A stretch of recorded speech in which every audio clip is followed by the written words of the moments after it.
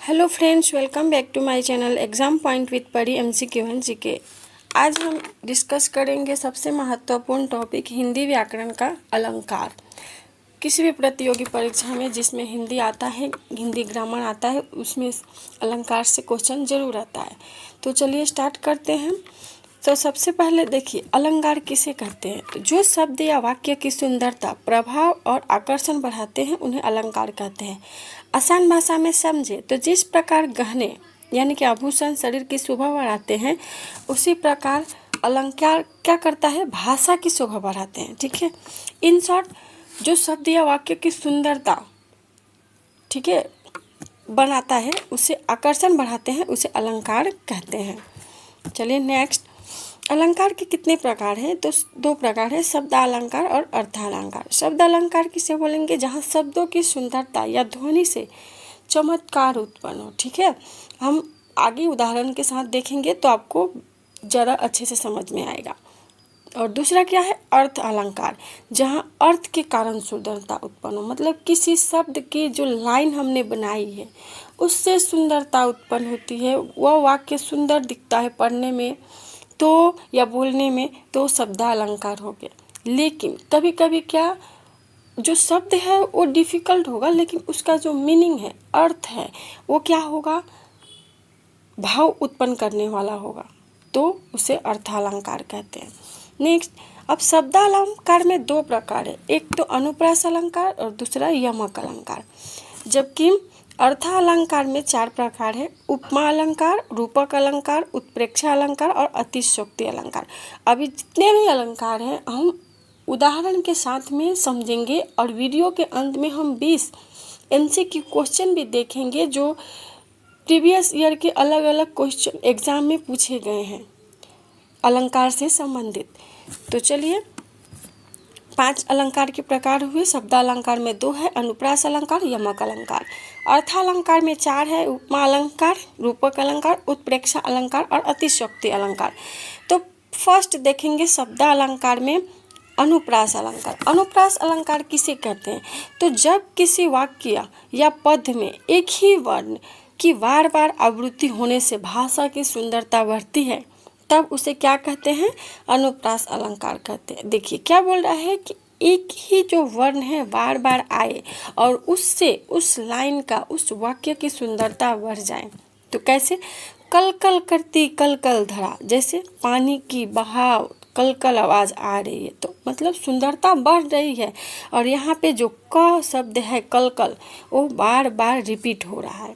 पपीहा प्यासा P P पुकारे, यहाँ पे प वर्ण का बार बार रिपीटेशन हो रहा है। ठीक है, तो अनुप्रास अलंकार में कुछ याद नहीं रखना, सिर्फ याद रखना है क्या, कि वर्ण जो है बार बार आते हैं और वाक्य की शोभा बढ़ाते हैं या शब्द की शोभा बढ़ाते हैं, उसे अनुप्रास अलंकार कहते हैं। दूसरा है यमक अलंकार। ये दोनों क्या है, शब्दालंकार के प्रकार है। अब यमक अलंकार किसे कहेंगे कि एक ही शब्द, वहाँ पे क्या था, वर्ण था, यहाँ पे शब्द है। कंफ्यूज बिल्कुल नहीं होना है। शब्द 2 या अधिक बार आए लेकिन हर बार उसका अर्थ अलग हो। एक उदाहरण देखिए, कनक कनक ते 100 गुनी। इसमें क्या हुआ, पहले कनक का मतलब सोना हो गया और दूसरे कनक का मतलब धतूरा हो गया। ठीक है, ऐसे शब्द बार बार आए लेकिन हर बार शब्द का मीनिंग बदल जाए। अब देखेंगे अर्थालंकार में पहला है उपमा अलंकार, जहाँ 2 वस्तुओं की तुलना, जैसे कि सा, समान, सदस्य, तुल्य आदि शब्दों द्वारा की जाती है, उसे वहाँ पे क्या होता है, उपमा अलंकार होता है। जैसे कि देखिए, उसका मुख चंद्रमा के समान है, तो हम क्या, चंद्र की उपमा दे रहे हैं, किससे, मुख से, कि मुख जो है ना चंद्रमा के समान है। उसका चेहरा चांद सा सुंदर है, चेहरे को किससे कंपेयर कर रहे हैं, चांद से। तो उपमा अलंकार मतलब किसी के साथ तुलना की जाए। रूपक अलंकार किसे कहते हैं, जब उपमेय का उपमान पर सीधा आरोप कर दिया जाए। यहाँ पे किसी से कंपेयर नहीं किया जाएगा, सीधा उसको बोल दिया जाएगा। ठीक है, अर्थात दोनों को एक ही मान लिया जाए, तब उसे क्या कहा जाएगा, रूपक अलंकार कहा जाएगा। अब आसान भाषा में समझेंगे तो आपको लाइन में ना जैसे, सा, समान शब्द दिखेगा तो आप समझ जाइए कि रूपक अलंकार है। रूपक का मतलब ही होता है सीधे वहीं कह देना। अब उदाहरण देखेंगे तो आपको ज़्यादा समझ में आएगा। उसका मुख चंद्रमा है, देखिए। उपमा अलंकार में क्या था?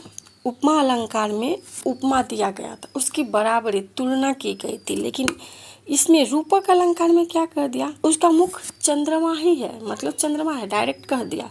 चंद्रमा सा है तो क्या उपमा आ गया, लेकिन डायरेक्ट चंद्रमा ही है उसका मुख, तो क्या हो गया? वो हो गया रूपक अलंकार। जीवन एक संग्राम है, जीवन को सीधे क्या कह दिया गया है? संग्राम कह दिया गया है। अक्सर विद्यार्थी यहीं पे कंफ्यूज होते हैं, लेकिन कंफ्यूज होने की कोई बात ही नहीं है। वहाँ पे क्या है? उपमा में आपको कंपैरिजन किया जा रहा है, जबकि तुलना किया जा रहा है, जबकि रूपक में डायरेक्ट बोल दिया गया कि उसका मुख चंद्रमा है। ठीक है, अब देखेंगे उत्प्रेक्षा अलंकार। तो उत्प्रेक्षा अलंकार में जहाँ किसी वस्तु या व्यक्ति में दूसरे के गुण होने की संभावना व्यक्त की जाती हो, वहाँ उत्प्रेक्षा अलंकार होता है। वाक्य में अगर आपको मानो, जनो, जैसे कि मानहु आदि शब्द आए और किसी बात की संभावना व्यक्त हो तो वहाँ क्या आएगा? उत्प्रेक्षा अलंकार आता है। मानो, जानो, जनो, जैसे कि मानहु आदि शब्द अगर आपको वाक्य में दिखे तो आपको क्या करना है? आपको समझ जाना है कि वह उत्प्रेक्षा अलंकार है। उदाहरण देखिए, मानो आकाश से फूल बरस रहे हो। यहाँ पे कौन सा शब्द आया? मानो आया ना। ऐसा लगता है जैसे पर्वत सोने का बना हो, जैसे कल्पना, संभावना व्यक्त की गई है। ठीक है, मानो धरती पर स्वर्ग उतर आया है, यहाँ पे मानो शब्द आया। ठीक है, अगर कल्पना किया है या मानो, जानो, जानहु जैसे शब्द है तो आपको क्या समझना है कि ये कौन सा अलंकार है? उत्प्रेक्षा अलंकार है। अब देखेंगे अतिशयोक्ति अलंकार। तो अतिशयोक्ति में सिंपल है, जहाँ किसी बात, गुण या घटना का बढ़ा चढ़ाकर वर्णन किया जाता हो वहाँ अतिशयोक्ति अलंकार होता है। आप कैसे याद रखेंगे? सिंपल ट्रिक से, बढ़ा चढ़ाकर की गई बात मतलब अतिशयोक्ति। बोलते हैं ना, कोई भी काम अगर कोई व्यक्ति ज़्यादा करता है तो हम बोलते हैं ना कि अति हो गया है। अति मतलब, तो आपको ऐसे ही याद रखना है कि जब किसी चीज़ को बढ़ा चढ़ा दिया जाए तो समझ जाना है कि इसका अति हो गया, बढ़ा दिया इतना, अतिशयोक्ति अलंकार। उदाहरण देखिए, आंसुओं की नदी बहा दी। ऐसे रियल में तो आंसू की कभी नदी नहीं बहती, लेकिन बढ़ा चढ़ा कर क्या बोल दिया? और वास्तव में नदी नहीं बहती, लेकिन बढ़ा चढ़ा कर क्या कह दिया कि आंसुओं की नदी बहा दी। उसकी सुंदरता देखकर चांद भी शर्मा गया। चांद कभी नहीं शर्माएगा किसी की सुंदरता देखकर, लेकिन यहाँ पे क्या कि बढ़ा दिया बात को कि उसका मुख इतना सुंदर है कि चांद भी शर्मा जाए। चांद का शर्माना सिर्फ एक कल्पना है, हकीकत में चांद कभी नहीं शर्माता। तो ये बढ़ा चढ़ा कर की गई बात है। अब अलंकार की पहचान कैसे करेंगे? शॉर्ट में देखिए, जब एक ही वर्ण बार बार आए तो अनुप्रास अलंकार, एक ही शब्द बार बार आए लेकिन हर बार उसका अर्थ अलग हो तो यमक अलंकार।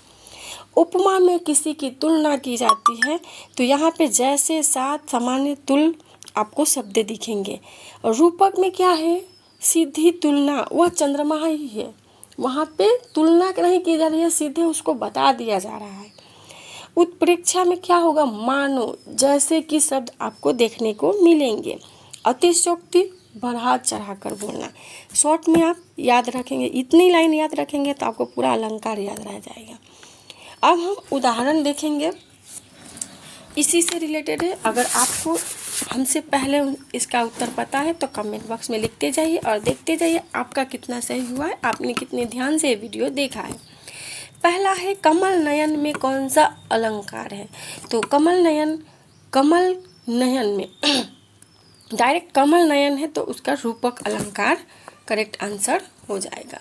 वह शेर की तरह लड़ता है, यहाँ पे क्या किया गया है? शेर की तरह लड़ता है, उसकी लड़ाई को शेर से तुलना की गई है, मतलब क्या? उपमा अलंकार है, उपमा दी गई है।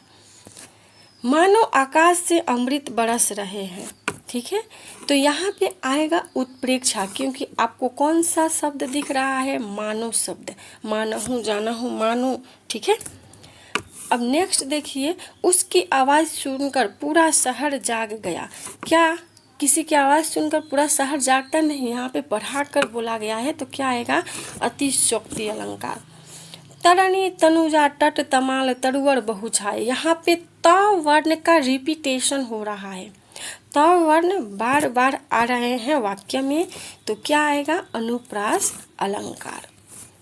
उपमेय उपमान साधारण धर्म और वाचक शब्द किस अलंकार के अंग है, तो करेक्ट आंसर हो जाएगा उपमा अलंकार के। चरण कमल में उपमान क्या है, उपमा और उपमान में फर्क समझिए, ठीक है। तो इसका कमल जो है ना वो उपमान है, ठीक है, और चरण जो है वो उपमा है। तो करेक्ट आंसर इसमें क्या होगा, चरण, चरण जो है, सॉरी, करेक्ट आंसर कमल होगा, उपमान। 8 नंबर, वह सिंह है में कौन सा अलंकार है, क्या किया गया, यहाँ पे डायरेक्ट बता दिया गया, तुलना नहीं की गई है, इसलिए रूपक अलंकार होगा। किस अलंकार में जैसे सा समान आदि शब्दों का प्रयोग किया जाता है जब किसी की तुलना की जाती है, उपमा दी जाती है, तो करेक्ट आंसर क्या हो जाएगा आपका, उपमा अलंकार में जैसे सा समान आदि शब्दों का प्रयोग होता है। किस अलंकार में कल्पना की संभावना व्यक्त की जाती है, तो उत्प्रेक्षा अलंकार में कल्पना की संभावना व्यक्त की जाती है। कनक कनकते 100 गुनी, यहाँ पे कनक शब्द 2 बार आया है, ठीक है, तो करेक्ट आंसर 2 हो जाएगा, ठीक है। लेकिन ये अलंकार कौन सा है, मैंने बताया है, आप कमेंट बॉक्स में बताइए। भाषा की सुंदरता बढ़ाने वाले तत्व को क्या कहते हैं, अलंकार कहते हैं। मानो वह उड़ रहा हो में कौन सा अलंकार है, उत्प्रेक्षा अलंकार है। मानो मानहु जानो सब क्या किस में आता है, उत्प्रेक्षा अलंकार में। वह सिंह की भांति वीर है, यहाँ पे सिंह की उपमा दी गई है, तो उपमा अलंकार आएगा। किस अलंकार में एक ही शब्द की पुनरावृत्ति लेकिन अलग अलग अर्थ हो जाते हैं, तो यमक अलंकार में। पीपर पात सरिस मंडोला में कौन सा अलंकार है, तो यमक अलंकार है। क्यों, क्योंकि यहाँ पे प वन का रिपीटेशन हो रहा है। आंसुओं की नदी बहा दी, इसमें कौन सा अलंकार है, तो अतिशयोक्ति, कभी आंसू की नदी नहीं बहती लेकिन बढ़ाकर बोला गया है।